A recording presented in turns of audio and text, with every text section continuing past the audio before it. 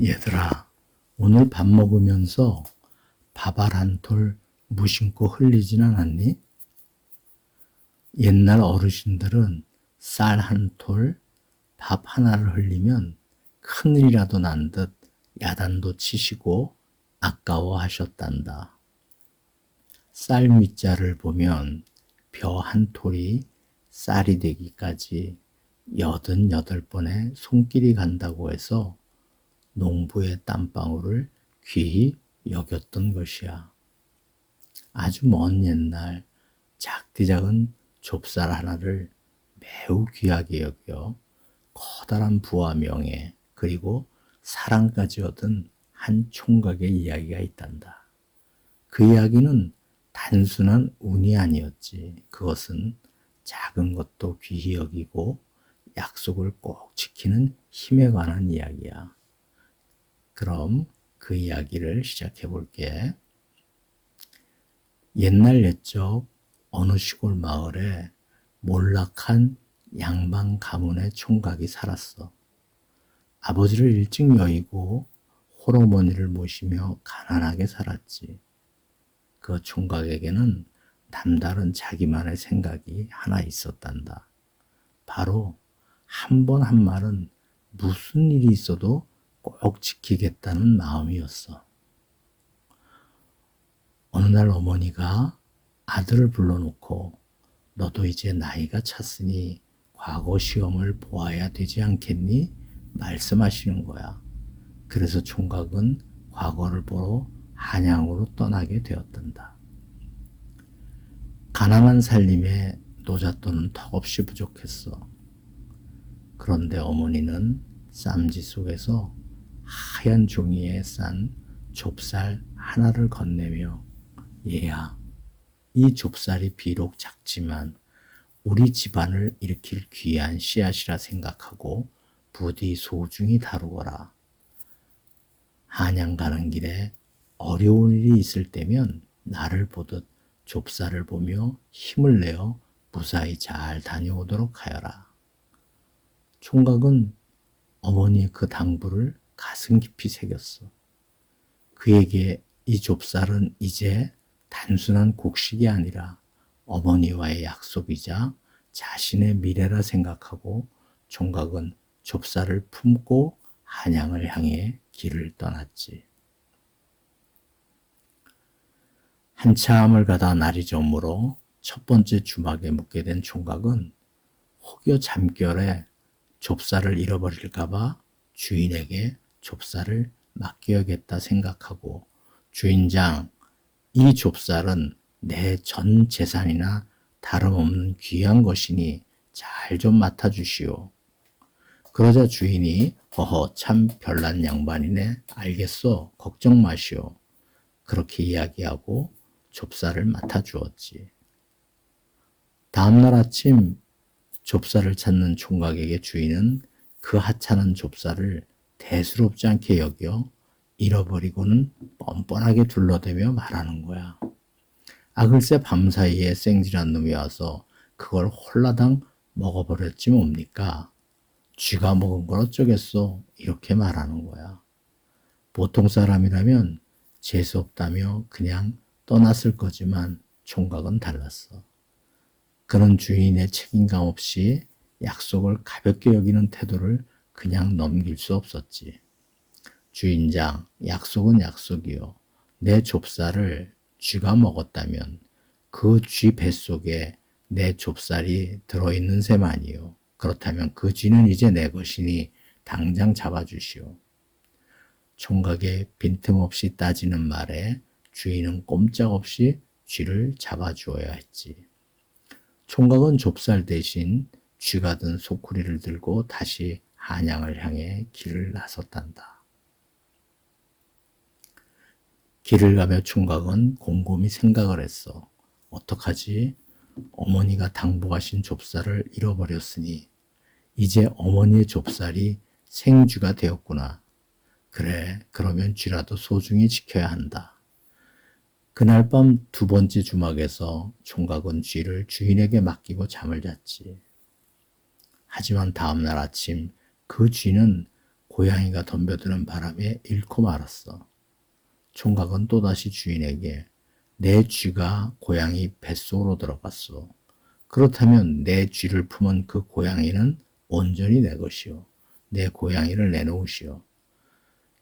결국 고양이를 얻어낸 총각은 다시 한양을 향해 길을 떠났고 저녁이 되자 또 주막에서 하룻밤 자게 되었는데 이번에는 그 주막에서 총각의 고양이가 주인집 개와 다투다 그만 잘못되고 말았지.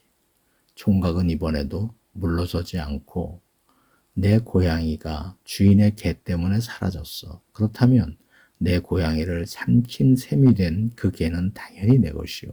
내 개를 내놓으시오. 총각은 매번 같은 일이 일어나니 마음이 몹시 안 좋았어. 개를 데리고 길을 떠난 총각은 저녁이 되어 또다시 주막에 묵게 되었지. 이번에는 주막 주인에게 그간 이야기를 해주며 이 개는 귀한 개이니 잘 보살펴 달라고 부탁을 했지. 주인은 아무 염려 말라며 총각 보고 푹 쉬라고 하는 거야. 그래서 총각은 안심하고 잠을 잤어.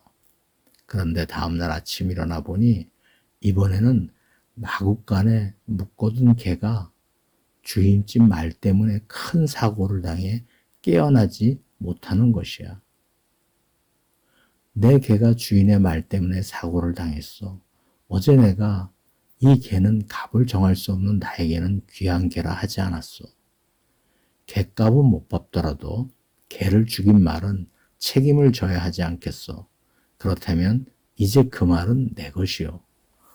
총각의 빈틈없는 말은 한결같았지.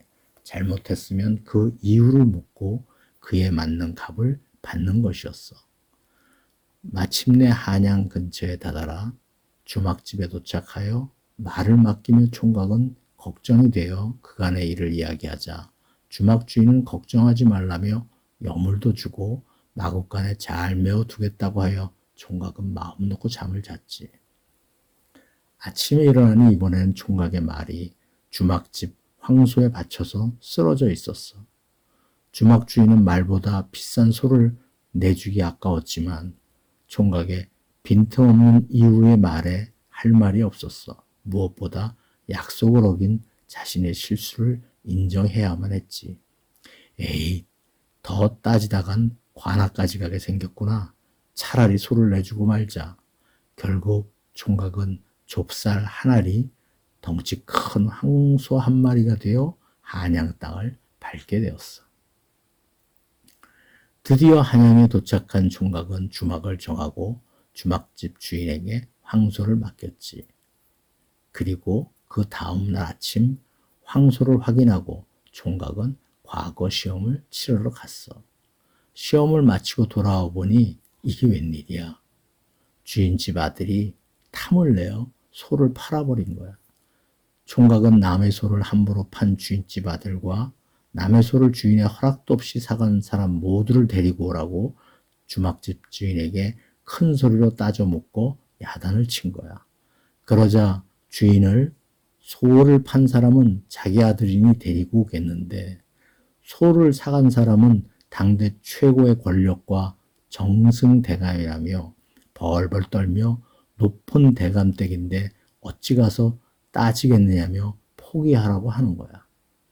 하지만 총각은 눈 하나 깜짝하지 않았지. 상대가 정승이든 임금이든 잘못된 건 잘못된 것이요.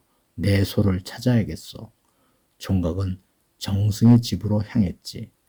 그는 무작정 행패를 부른 것이 아니야. 소술대문 앞에 서서 문지기들에게 자신이 온 이유를 아주 또박또박 그리고 당당하게 밝혔어.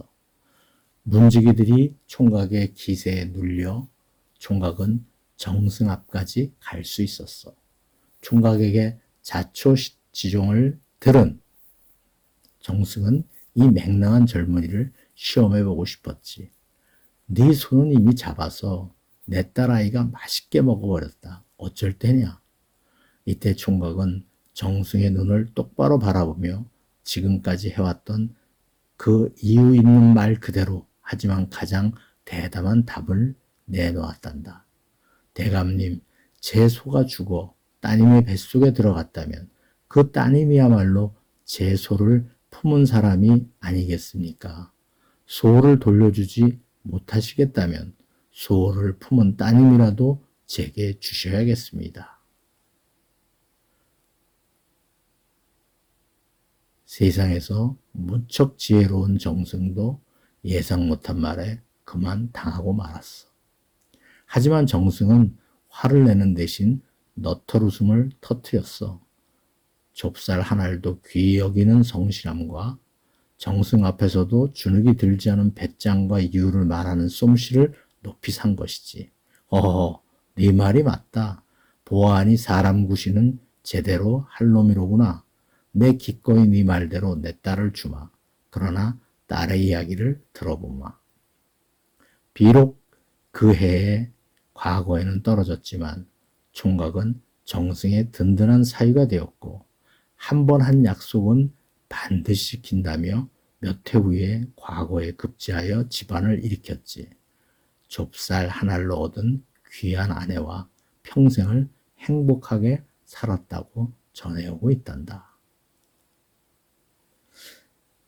얘들아, 좁쌀 한 알, 누구에게는 훅 불면 날아가는 하찮은 것이지만 작은 것도 소중히 여기고 한 번 한 약속은 꼭 지키며 하루하루를 열심히 산 총각이 복을 얻은 것 같이 너희들도 어떤 작은 일, 작은 약속도 꼭 지키는 마음으로 열심히 살아가서 훌륭한 사람이 되어라.